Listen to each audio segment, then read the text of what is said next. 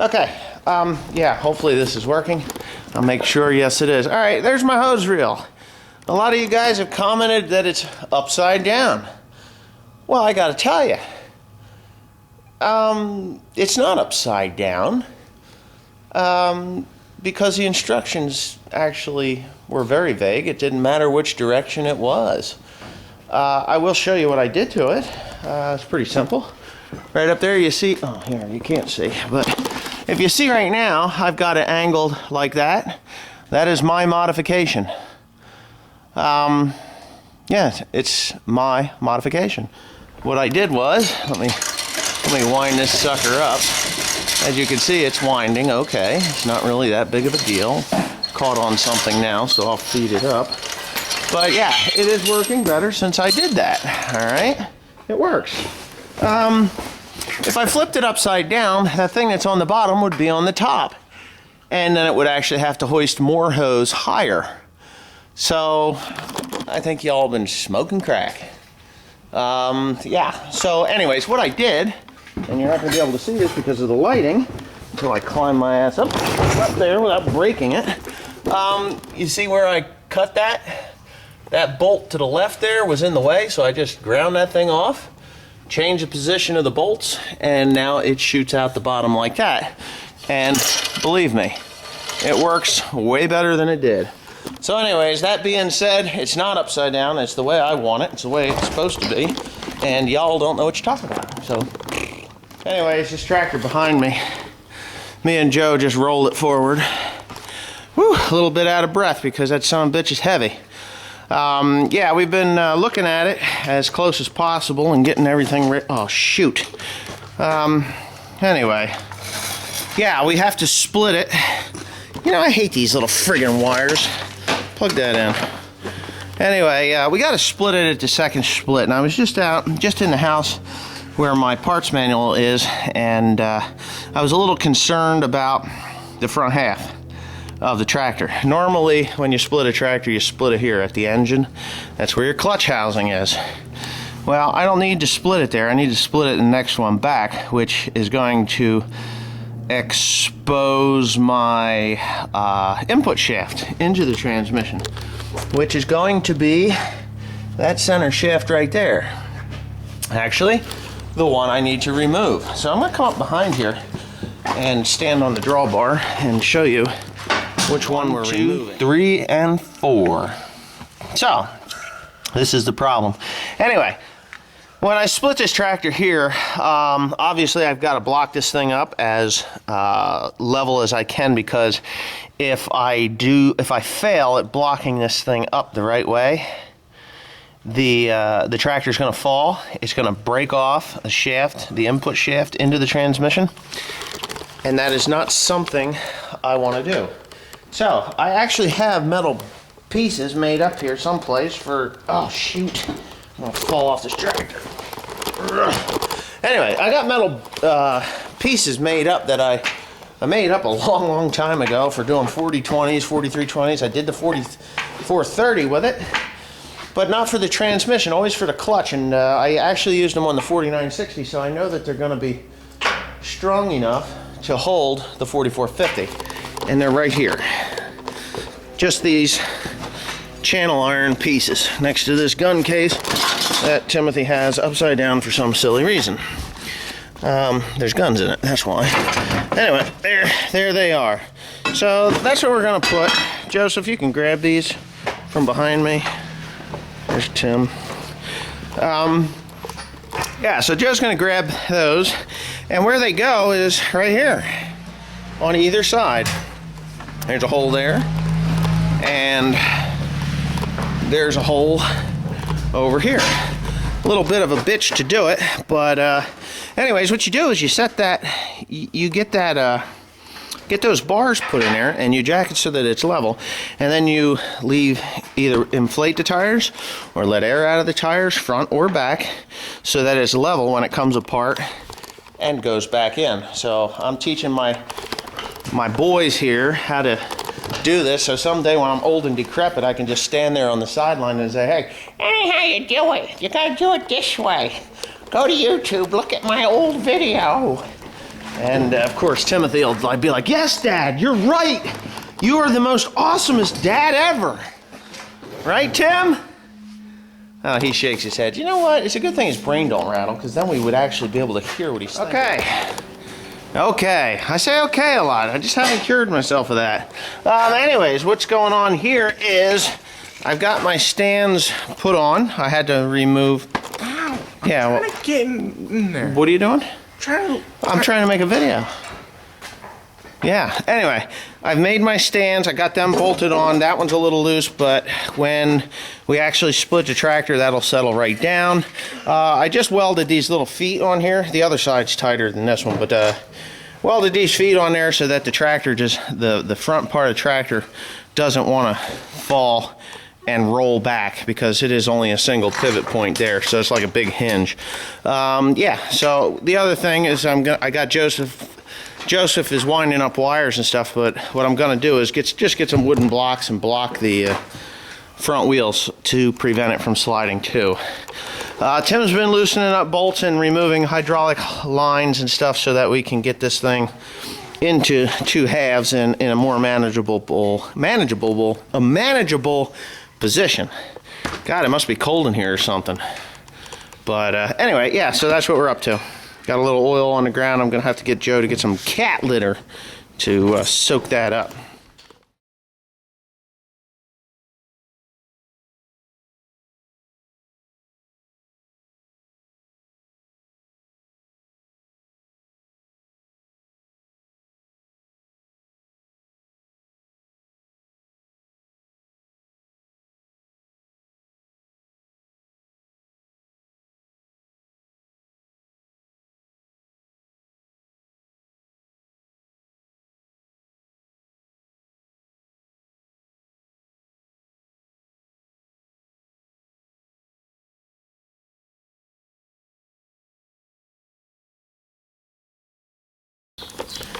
All right, here we go. Okay, watch out, guys. All right, this actually went fairly well. As you can see, this shaft here, this shaft that's sticking all the way through to the flywheel on the engine, this runs the primary hydraulic pump, which lubricates all the gears. You know, these little tubes and stuff here, that primary pump comes from the other side there, and it pumps oil to all the gears and to the power shift pump and pack, and to the, this is actually the PTO, which we could probably remove before we put it back together. Yeah, but this runs that. Now what we're going to do is we're actually going to take it out. I need Timothy to get that thing that I was pointing to earlier off of there. There's actually there should be a plug at the back side of the transmission that this thing will come out that way. So I'm going to say that that's going to be 1 1/8 inches. But anyway, here it is. All I have to do now is actually remove these 3 bolts. Yippee skippy. Which I don't know if this tractor's ever been split before, but it looks to me like it has. I don't know why. I always thought that there should be little metal gizmos there, but I don't see any. That's pretty good. There's no junk in the bottom of this transmission at all. Nothing. I mean, I just wiped that back. Nothing. There's a little bit of metal shavings there, but that's on the front side. See there, that's a power takeoff clutch, and then on the front side of that there is a power shift pack for the high-low, or the 1, 2, and the 3 and 4. They're power shifts on a quad-range transmission. So, anyways, this is going rather well, so I'm not complaining about anything, but we are gonna pull this shaft out of here right now.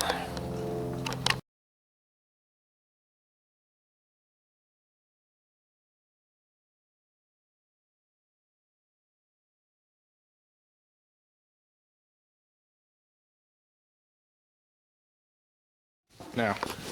Alright, we got Shaky the camera guy here, but I'm actually just about ready to pull this whole thing out of here, so. Sorry. Joe, get out of the light. Okay, so I'm pulling this shaft, this pin out, which is just a guide pin for the shifter forks. So, but it all has to come out of there. Now, there may be little rollers and gizmos that are going to want to fall the heck out. So, I've got to be extraordinarily careful that I don't drop them. Even though they can go to the bottom of the transmission, it really isn't going to bother me any. Because, A, it just isn't going to bother me. But these things. Now, I'm going to have to buy new ones because these are scuffed up a little bit. So, yeah, that's pretty simple. I don't know if I'm going to need to buy new ones or not. They're not bad. They look warm. Okay, Joseph, put this on the board. Ready? Okay, this is the next carrier. This is the carrier that has to come out before I can get the shaft out. Put this on the board. Now, the shaft is ready to come out. So what I have to do, God, I hope I don't have to take more than one of them out, but I got a feeling I do. Don't I? What the hell am I up against? So I'm going to have to take this shaft here too. Yeah, ready? Keep filming. Kitty litter, throw it on the floor here so I'm not slip sliding away here, dude. I don't think I need to remove this. Keep dumping it. More is better, Joe. Okay. Handfuls. These are handfuls. Take your gloves off so you're not getting them in your gloves, okay?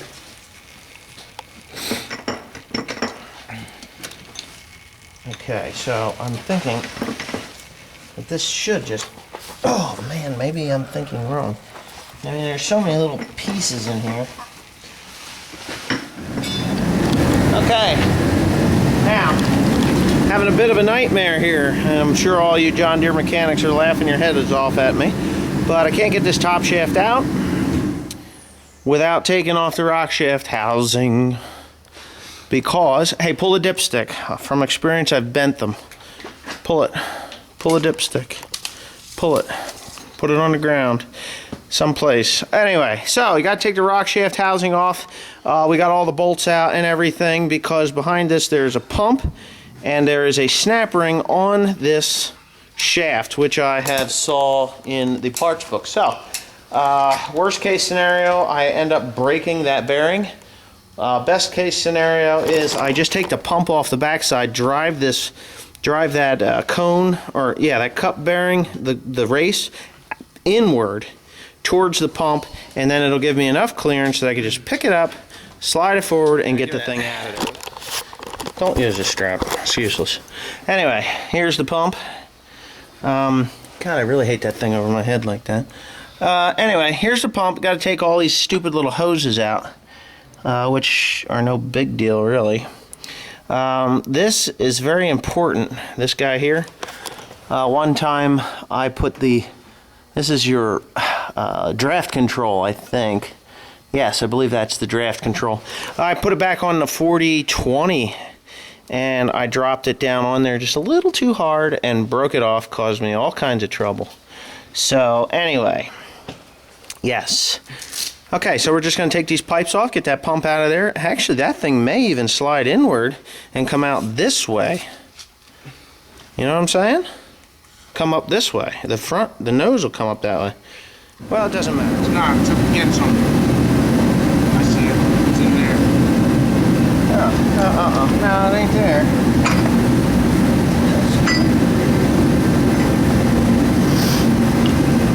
Well, it can't be far now.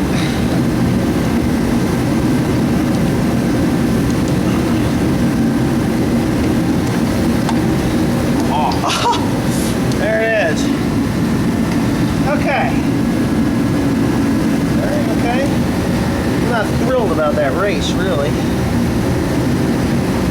Alright, for the fun part. You can see, you can't take the bearing off with that snap ring there. So, anyway. Whew. It's been a bit of a battle to get this out of here. Now for the extraordinarily fun part. Well, yeah, getting it off. That's not too bad. I want to show you what the problem is. And that is... God, come on. As you see...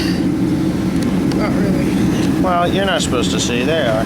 Well, try to be. Well, here's what happens. Oh, what is that? That's a ring there. Okay, each one of these little rings is supposed to have a facing on it. There is none. This is bare. There's supposed to be a facing that's glued fast there. Nothing. Nothing. Oh, this one has one. On the back side it does. Yeah, no facing there either. There's the facing, and you can see that it's peeling off. You see it at the tip of my finger? And then you got that checkered board facing. Well, these synchros are all defaced. So there's no facing on the other range either. So these things weren't far from just not shifting this tractor at all. So yeah, interesting. So anyways, there it is. Now the fun part's going to be to get this bearing out of there. Okay, so anyway, I don't know what time it is, but it is now Saturday afternoon, and we do have a little damage on that bearing. I don't know what happened there. I guess when I took it out, it must have grabbed those teeth. I'm going to have to push this bearing cup out of there a little farther, so I'll use my brass hammer and everything. So anyways, that's it for now. Until next video.